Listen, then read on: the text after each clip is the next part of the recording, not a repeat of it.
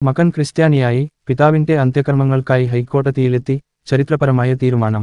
ചിന്ദ്ബഹാർ ഗ്രാമത്തിലെ താമസക്കാരനായ ഈശ്വറിന്റെ മൃതദേഹം അദ്ദേഹത്തിന്റെ ഗ്രാമത്തിലെ ഭൂമിയിൽ സംസ്കരിച്ചു.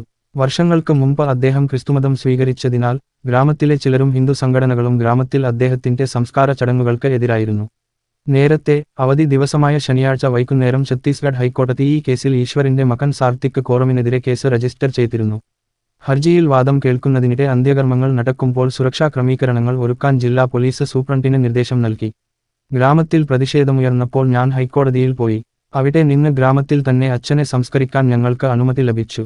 അതിനുശേഷം ഞങ്ങളുടെ തറവാട്ടിൽ എല്ലാ ആചാരങ്ങളോടും കൂടി ഞങ്ങൾ എന്റെ പിതാവിനെ സംസ്കരിച്ചു, സാർത്തിക് കോറം ബിബിസിയോട് പറഞ്ഞു. യഥാർത്ഥത്തിൽ ഈശ്വർ ദർബ പ്രദേശത്തെ ചിന്ദ്ബഹാർ ഗ്രാമത്തിൽ താമസിക്കുന്നയാളാണ്. ദേഹാസ്വാസ്ഥ്യം അനുഭവപ്പെട്ടതിനെ തുടർന്ന് ജില്ലാ ആസ്ഥാനമായ ജഗദൽപൂരിലെ സർക്കാർ ആശുപത്രിയിൽ പ്രവേശിപ്പിച്ചെങ്കിലും വ്യാഴാഴ്ച മരിച്ചു.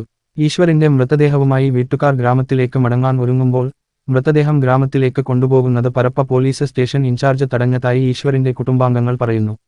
ക്രിസ്ത്യൻ മതം സ്വീകരിച്ച ഈശ്വറിന്റെ അന്ത്യകർമ്മങ്ങൾ അവിടെ നടത്താൻ ഗ്രാമത്തിലെ ഒരു വിഭാഗം ആഗ്രഹിക്കുന്നില്ലെന്ന് കുടുംബാംഗങ്ങളെ അറിയിച്ചു. സംഘർഷാവസ്ഥ കണക്കിലെടുത്ത് ഗ്രാമത്തിൽ പോലീസ് സേനയും വിന്യസിച്ചിട്ടുണ്ടായിരുന്നു. അന്നുമുതൽ ഈശ്വറിന്റെ മൃതദേഹം ജില്ലാ ആശുപത്രി മോർച്ചറിയിൽ സൂക്ഷിച്ചിരിക്കുകയായിരുന്നു. ഈശ്വറിന്റെ മകൻ സാർത്തിക് കോറമും ഗ്രാമത്തിൽ അന്ത്യകർമ്മങ്ങൾ നടത്താൻ അനുവദിക്കണമെന്ന് ആവശ്യപ്പെട്ട് ജില്ലാ കളക്ടർക്കും പോലീസ് സൂപ്രണ്ടിനും അപേക്ഷ നൽകിയെങ്കിലും ഇക്കാര്യം കേട്ടില്ല. ഇതുമായി ബന്ധപ്പെട്ട് പോലീസ് ഉദ്യോഗസ്ഥരുമായി സംസാരിക്കാൻ BBC ശ്രമിച്ചു. ഇതേക്കുറിച്ച് പ്രതികരിക്കാൻ അദ്ദേഹം വിസമ്മതിച്ചു. ശനിയാഴ്ച വൈകുന്നേരം ഛത്തീസ്ഗഡ് ഹൈക്കോടതി അവധി ദിനത്തിൽ ഈ കേസിൽ സമർപ്പിച്ച ഹർജി പരിഗണിച്ചു. കോടതിയുടെ ഈ തീരുമാനത്തിന് ശേഷം ഞായറാഴ്ച ചിന്ദ്ബഹാർ ഗ്രാമത്തിൽ ഈശ്വറിനെ സംസ്കരിച്ചപ്പോൾ പ്രതിഷേധിച്ചവരിൽ ഭൂരിഭാഗവും പുറത്തുനിന്നുള്ളവരാണെന്നും ഗ്രാമത്തിലെ ജനങ്ങളെ പ്രകോപിപ്പിച്ചുവെന്നും ഗ്രാമത്തിലെ ആളുകൾ പറഞ്ഞു. ഛത്തീസ്ഗഡ് ക്രിസ്ത്യൻ ഫോറം സംസ്ഥാന പ്രസിഡന്റ് അരുൺ പന്നലാൽ കോടതിയുടെ ഈ തീരുമാനം ചരിത്രപരമാണെന്നും ഈ തീരുമാനം ജുഡീഷ്യറിയിലുള്ള ഞങ്ങളുടെ വിശ്വാസം വർദ്ധിപ്പിച്ചെന്നും പറയുന്നു.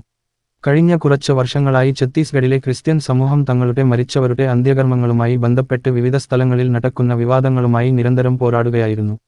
കുടുംബത്തിൽ ആരെങ്കിലും മരിച്ചാൽ അതിനുമപ്പുറം അന്ത്യകർമ്മങ്ങൾ സംബന്ധിച്ച് തർക്കമുണ്ടായാൽ സാഹചര്യം ഭയാവഹമാണ്. ഇതിൽ നിന്ന് ക്രിസ്ത്യൻ സമൂഹത്തിന് ആശ്വാസം ലഭിക്കുമെന്ന് ഞങ്ങൾ പ്രതീക്ഷിക്കുന്നു.